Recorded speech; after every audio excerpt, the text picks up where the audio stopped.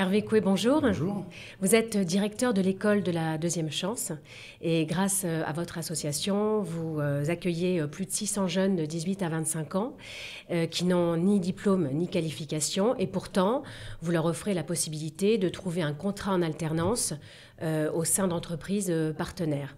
Alors, quelle perspective justement pouvez-vous leur proposer à ces jeunes ? Bonjour Christelle.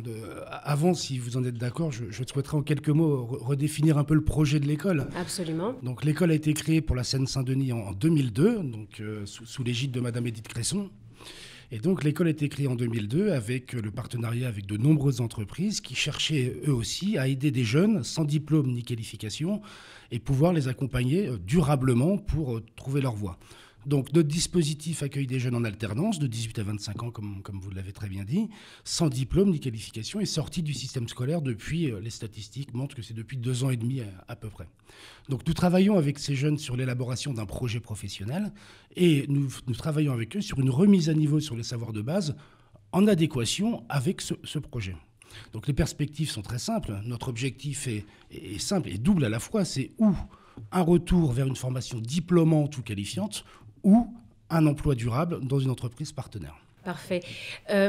En quoi ces jeunes se trouvent justement en décalage avec le marché du travail ?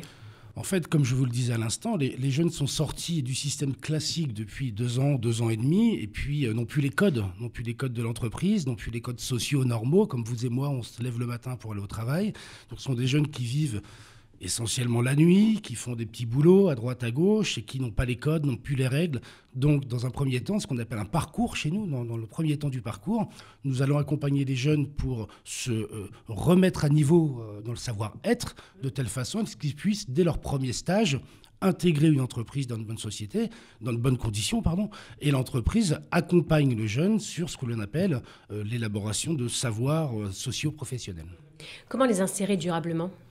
Alors, au-delà de la remise à niveau sur les savoirs de base et l'alternance, qui est le centre de notre dispositif, nous travaillons essentiellement sur la citoyenneté et donc ce qui permet aux jeunes de s'insérer. Donc, la citoyenneté, c'est tout simplement accompagner les jeunes vers des visites citoyennes. Donc, nos jeunes, dans leur parcours, visitent la basilique Saint-Denis, là où il y a les rois de France, vont à l'Institut du monde arabe, visitent le musée des arts et du judaïsme et toute autre visite, Notre-Dame, le palais de justice, etc. Ce qui leur permet de reprendre conscience un petit peu de la société qui l'entoure et de se la réapproprier pour pouvoir être intégrés durablement dans la société et dans une entreprise. Mmh. En quoi est-ce que votre école leur garantit une formation adaptée aux entreprises ?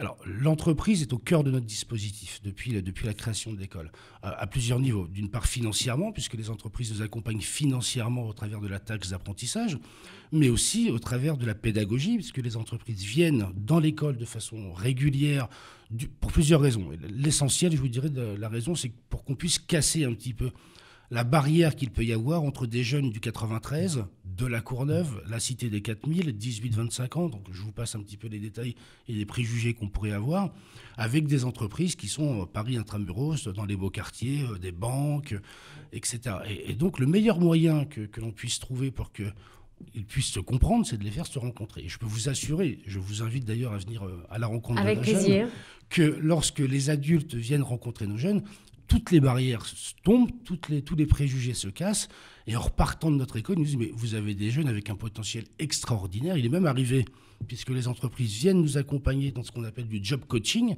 donc des RH de grandes entreprises viennent entraîner nos jeunes à des entretiens de recrutement, une version réelle. Et il est même arrivé à plusieurs reprises que lors de ces sessions, des jeunes repartent avec des propositions d'embauche dans des sociétés. Formidable. Donc elles trouvent les profils qu'elles recherchent, en fait, ces entreprises. Alors, les entreprises, de plus en plus, nous disent, nous, en fait, ce que l'on attend d'un collaborateur maintenant, c'est quelqu'un qui a du savoir-être, qui est à l'heure, qui respecte les consignes, qui respecte la hiérarchie, qui est à l'écoute, attentif, avec un petit peu d'empathie. Donc ils préfèrent avoir quelqu'un qui ait ce profil-là sans compétences techniques, professionnelles, parce que ça, on peut l'acquérir durant sa carrière, avec des tuteurs en entreprise, avec tout un tas de dispositifs, plutôt que des jeunes diplômés, voire surdiplômés, mais qui n'ont aucun respect de ce qui les entoure. Très bien. Hervé Coué, merci beaucoup d'avoir accepté notre invitation et d'avoir répondu à nos questions. Avec plaisir. Merci Christelle.